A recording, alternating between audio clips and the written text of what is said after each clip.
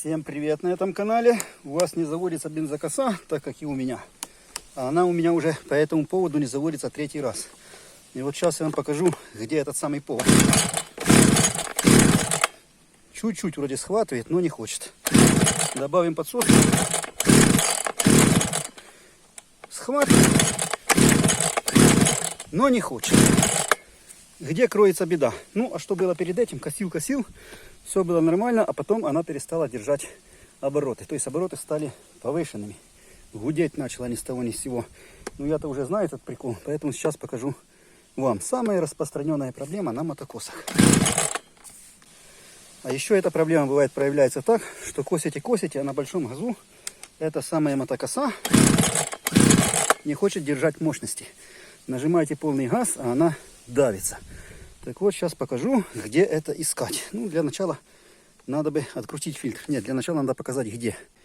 Для начала вот так вот берем и шатаем воздушный фильтр. И видим, как карбюратор тоже шатается. Что это значит? Что у нас подсос воздуха и не хватает топливной смеси на больших оборотах. А повышенные обороты за счет того, что идет подсос воздуха. Откручиваем всю эту белиберду, которую тут китайцы наградили. И будем исправлять ситуацию. Опять же, она возникает уже не первый раз. И вообще, проблема всех мотокос — это вибрации большие. Так, снимаем всю эту трахомудию. И что мы тут видим? Кстати, когда снимаете, надо всегда лишнее масло выдавливать из этой штучки. Потому что двухтактные моторы на мотокосах склонны к тому, что они бросают масло в поролонку, то есть в воздушный фильтр. Поэтому надо его иногда выжимать. Так, и смотрим. Болтается наш карбюратор, как собачье ухо. Сейчас мы его будем исправлять. Есть у нас чудо шестигранники. Откручиваем всю эту белиберду. Потому что там что? Как обычно, раскрутился карбюратор. Двухтактные двигателя одноцилиндровые. Ну и вообще, одноцилиндровые двигателя, они вообще склонны к вибрациям. Поэтому вот эти вот вибрации, они всегда нам дают проблем. От вибраций раскручивается все на свете. И гайки на мотокосе откручиваются с завидной регулярностью. Так, снимаем чудо-карбюратор. Вот он, прокладочка целая, все хорошо. Пот со лба капает. Все прекрасно.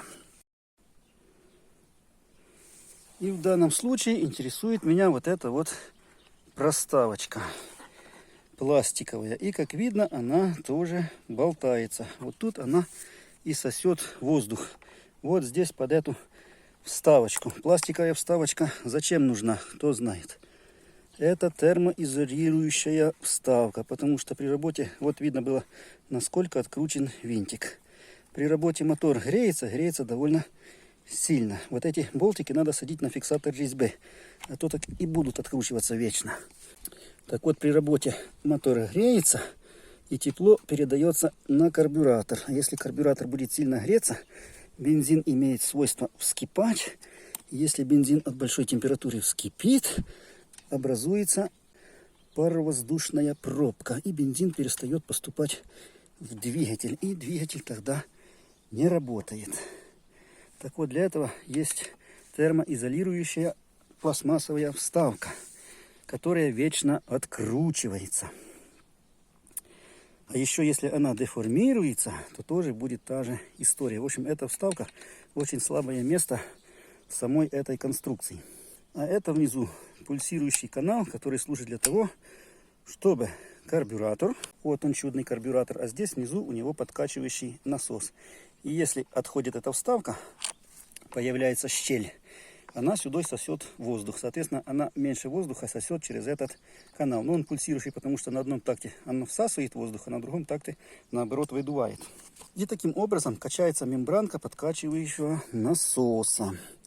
И если тут появляется щель, сюда идет меньше воздуха, хуже качается бензин. И тогда на высоких оборотах, когда газ на полный открываете, мотокосе не хватает бензина, потому что подкачивающий насос на низких оборотах, на средних еще справляется, а на высоких уже нет. И бензина двигателю не хватает. Вот такая вот проблемка. Опять же возникает эта проблемка с завидной регулярностью. Постоянно те винтики выкручиваются. И почему-то на большинстве мотокос, сколько я их видел, тут приносили люди мне мотокосу посмотреть, одну и вторую. И практически у всех такая проблема. Зажимаем винтики без фанатизма, потому что можно резьбу сорвать. Проверяем, как работает подсос. Полностью открывается. Открывается. Все. И пробуем заводить нашу чудо-технику. Подкачаем бензину. Смотрим, в трубках воздух не идет. Так, зажигание включено-выключено. Пробуем. Сделаем гур-гур-гур.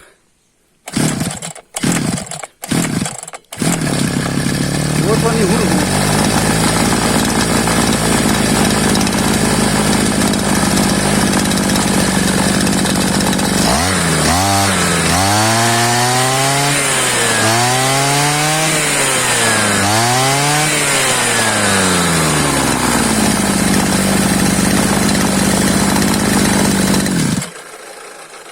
И без проблем она заводится. Шелестит редуктор, надо смазать. Чуть-чуть задыхается карбюратор, надо порегулировать. Сейчас докашу эту деляночку свою и подрегулирую карбюратор, потому что, как видно, немножко задыхается. Но он может задыхаться, потому что фильтр не стоит.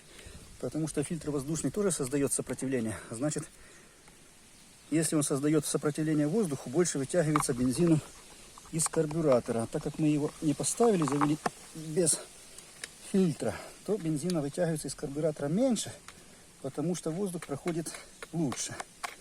Поэтому это могло быть и причиной того, что у нее нет мощности, когда даете полный газ.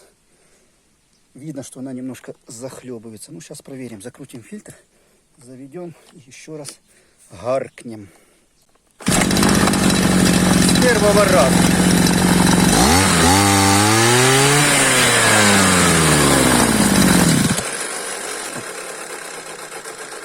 Редуктор шелестит не смазанный и по чуть-чуть задыхается. Так, карбюратор надо регулировать, потому что, да, немножко задыхается.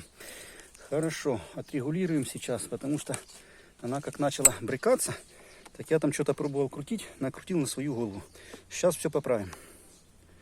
А заодно и снимем следующее видео, как регулировать этот долбанный карбюратор. Он на самом деле примитивный, там ничего сложного нет. Ну а сегодня такое видео. Ставим лайк, кому понравилось. Кому не понравилось, все равно лайк. И пишем комментарии, кто чего думает по этому поводу.